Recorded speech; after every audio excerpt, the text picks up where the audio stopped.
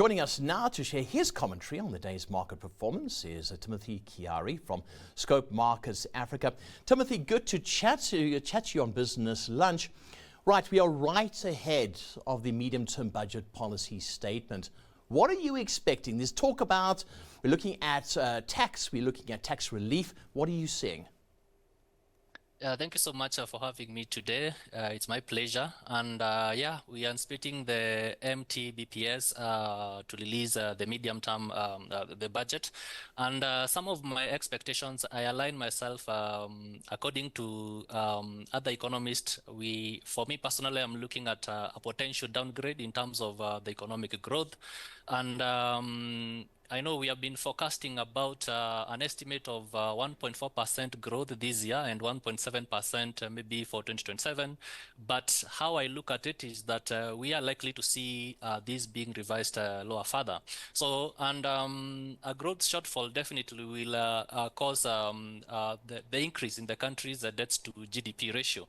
And that is, again, going to put some strains on the fiscal sustainability. So looking at it in terms of the tax measures, of course, the lower growth would mean tax revenues may be missed.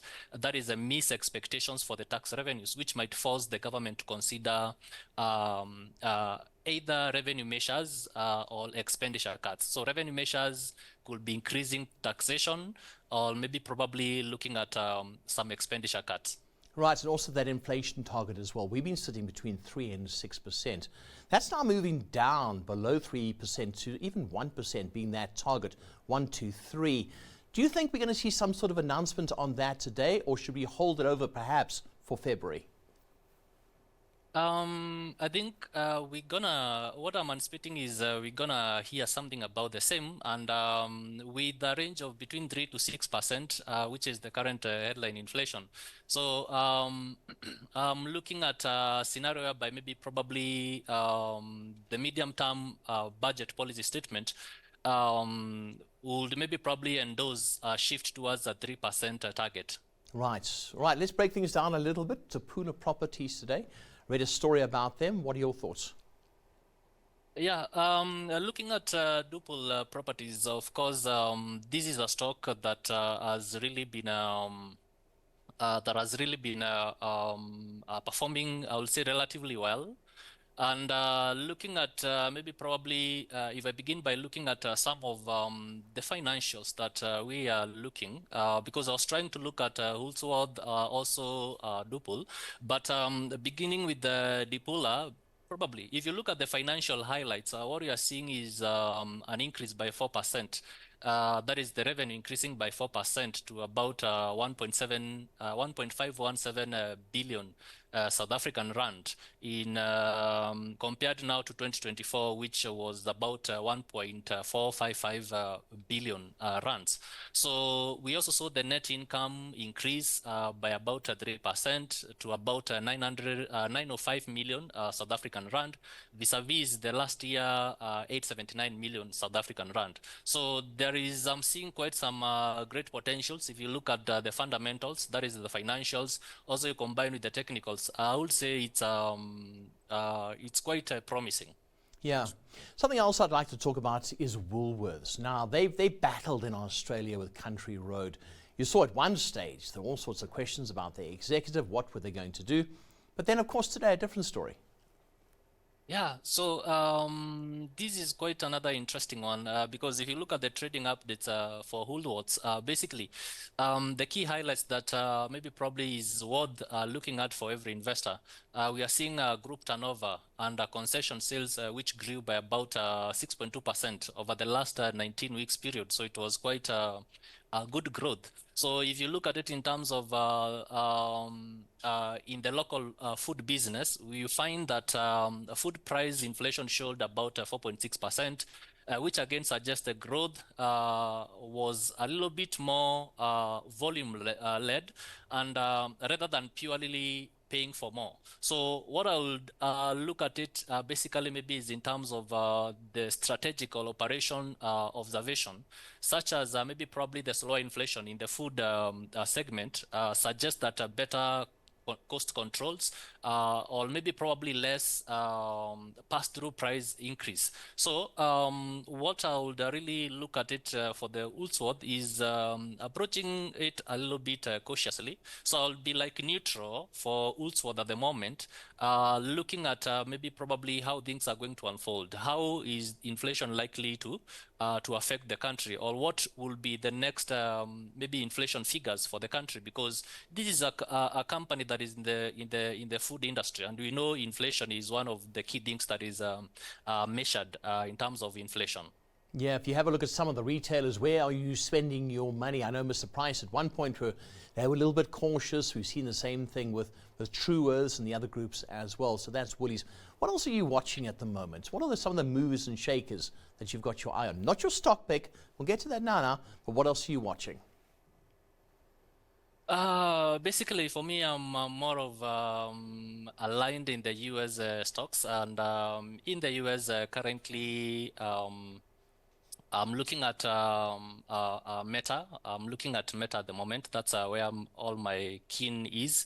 I know maybe some people might try to look at Nvidia, but Nvidia for me, I feel it's slightly a bit hyped for now. And I feel that it's somehow maybe probably overbought, and we might be able to see a bit of a correction before we see the move up. So my focus is slightly on Meta, because it looks quite promising. Good results, financial results, technically looks good as well. So that's why I'm focusing on at the moment. All right, Meta it is. Right, hold that thought. Now, before we move on to your stock pick, let's take a moment to touch on which counters your industry peers are watching closely. So I'm going with Old Mutual. And the reason I say this is that you must buy shares that have a good technical outlook. In other words, who's buying, who's selling, what indices are they in, and they must have a good fundamental outlook. The technical outlook for Old Mutual is, at the moment, they've been kicked out of MSCI because the share has underperformed over the years. And there's about 4 billion Rand of shares that needs to be sold between now and the end of the month. That is depressing the share price. When this technical selling is out of the way, the share price will go back up. Okay. So, the market is giving you a chance because the share is depressed, because it's, for a reason that has nothing to do with Old Mutual. And then on the fundamentals, we think Kiarie is a very good CEO. The company benefits from rising equity markets, and the JSE is up 35% this year. So I think there are lots of reasons, both technical and fundamental, to like Old Mutual. My pick is Meta Platforms. So they've had a good pullback post their results. There's some concern around them perhaps overspending on AI capex, and that remains a risk. But I think it's comfortably the cheapest now of the Mag 7. You're getting it for 21 times next year's earnings.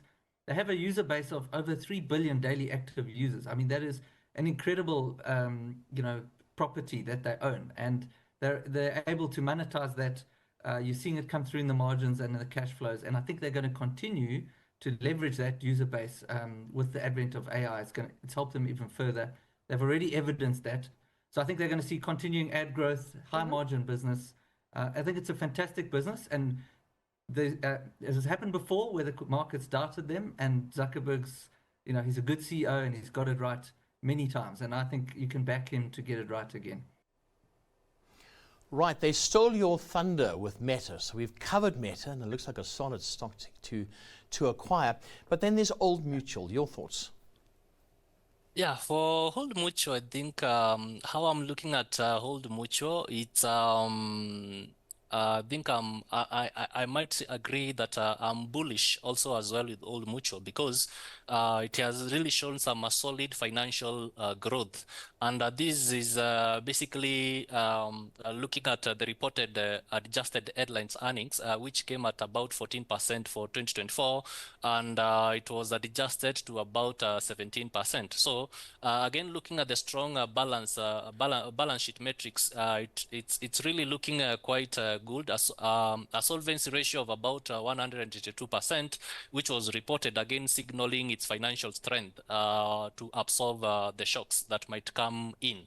So basically, in a nutshell, what I'll say about Old Mutual, it could be a good stock pick as well, especially for someone who believes in African growth. That is, we promoting our own, that is African growth, and financial service transformation, which again looks quite good, added with the value with the regional exposure. So it complements a portfolio that maybe is, we can say it's has a heavy US tech exposure by offering a different geographical or different business model. So again, I know we have talked about Meta, we have talked about Old Mutual. So how I would summarize the two, I'll say that Meta is basically a growth engine for me, and Old Mutual would look more of a diversify or a regional play stock. Right, now your stock pick. Now Meta was, you kind of like them, but what is your ultimate stock pick at the moment?